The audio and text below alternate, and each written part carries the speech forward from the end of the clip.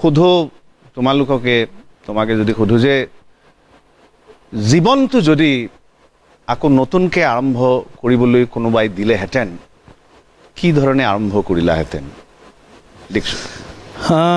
প্ৰথম কথা হৈছে আমাৰ যি কৰোণা মহামাৰীৰ ফলত যিটো ছিটুৱেশ্যন আৰম্ভ হ'ল, লকডাউন হ'ল বা 2 বছৰ ধৰি আমাৰ মানুহখিনি যিটো ভুগি আছে, কিন্তু মই যদি নতুনকৈ জীৱনটো ষ্টাৰ্ট কৰিবলৈ পাওঁ, মই এটা কথা শিকিছোঁ, মই পজিটিভভাৱে লৈছোঁ এই সময়খিনি, যে মানুহক সদায় বেকআপ প্লেন এটা লাগে, ছেকেণ্ডেৰী চ'ৰ্চ অফ ইনকাম এটা সদায় লাগে।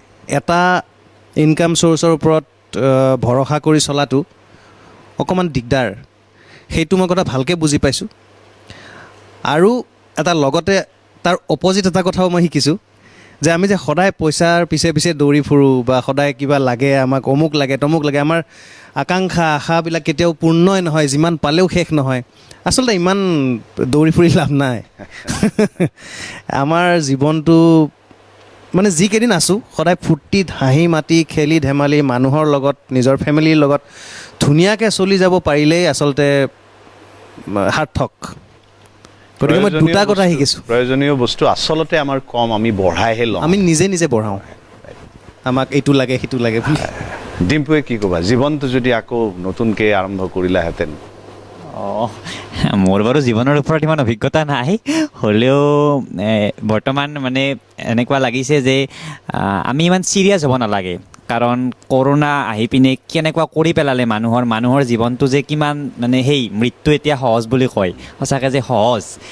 তো সেনেকুৱাকৈ দীক্ষদাই কোৱাৰ দৰে হাঁহি ফূৰ্তি কৰি থাকিব লাগে। বেছি টকা পইচা, কাৰণ আমি বহুত টকা পইচা ইনকাম কৰিলোঁ, ইনকাম কৰি মাটি চাটি ঘৰ চৰ চব কৰি পিনে লাষ্টত মৰি আছোঁ। তাৰ মানে কি একো নহ'ল, একোৱে নহ'ল না।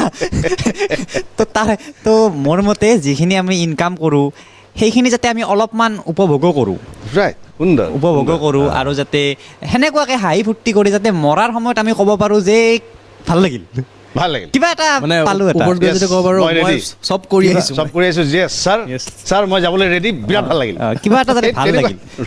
কিন্তু যদি আপুনি টকা পইচা ইনকাম কৰি গুৱাহাটীখনত ফ্লেট চেট কিনি মাটি বাৰী কিনি দে আৰু মৰো দে, সেইমাখান থাকক, যোনে খাই খাব, এইটো কি হ'ল? আৰু আপুনি ল'ৰা ছোৱালীৰ জীৱনটো বৰবাদ কৰি দিলে, তেওঁলোকে একো নকৰিব, আপোনাৰ ইনকামত বহি বাগৰ দি খাব। তো সেইকাৰণে নিজে ইনকাম কৰি মোৰ মতে নিজে অলপ এনজয় কৰিব লাগে, আৰু ইমান চিৰিয়াছলি ল'ব নালাগে।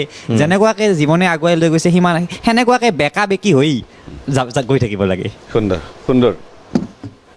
সুন্দৰ কথা ক'লে দুজনে, অনুভৱ ব্যক্ত কৰিলে, দৰ্শকেও নিশ্চয় ভাল পাইছে।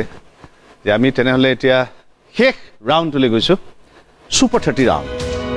এটাই প্ৰশ্ন, 1000 মাৰ্কছ, যিজনে পাব তেওঁ একে কোবতে জয়ী হ'ব। কিন্তু এতিয়া আগবাঢ়ি আছে 1390ৰে দেখিছোঁ, 680, ডিম্পু পিছুৱাই আছে। আমি প্ৰশ্নটোলৈ গৈছোঁ, কাগজ কলম সন্মুখত দিয়া আছে, সেয়া ব্যৱহাৰ কৰিব পাৰিব। অংক নহয়, কিন্তু ইয়াত অকণমান সম্বন্ধবিলাক অলপ পাক লগাকৈ দিয়া আছে, গতিকে হয়তো লিখি ল'ব লগা হ'ব পাৰে, অমুক কি হয় তাৰ কি হয় কি নহয়, সেইকাৰণে দিয়া হৈছে। কোনে কি ধৰণে ব্যৱহাৰ কৰে নাজানো কাগজখন। প্ৰশ্নটো হৈছে, এ বিয়া হৈছে বিৰ লগত, বি হৈছে মহিলা সদস্যা, বি বোৱাৰী এফৰ, বি বোৱাৰী এফৰ,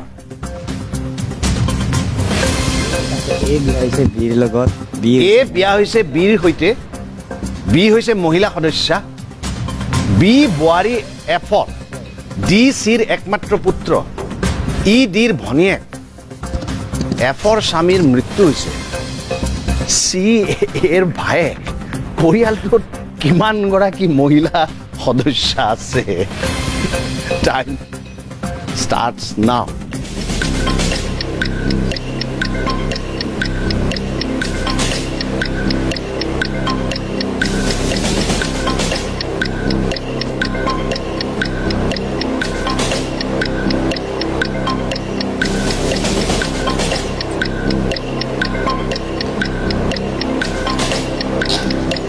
দেখিছোঁ 4জনী।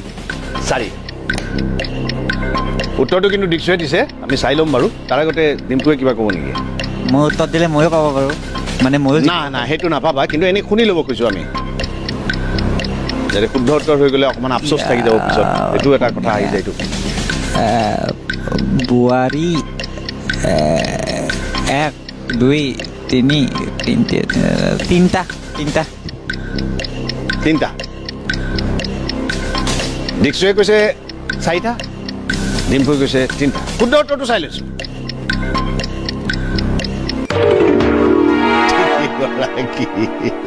দীক্ষুৱে মাৰ্কছ নাপালে, ডিম্পুৱে যদিও শুদ্ধ উত্তৰ দিছিল কিন্তু নম্বৰটো নাপাব।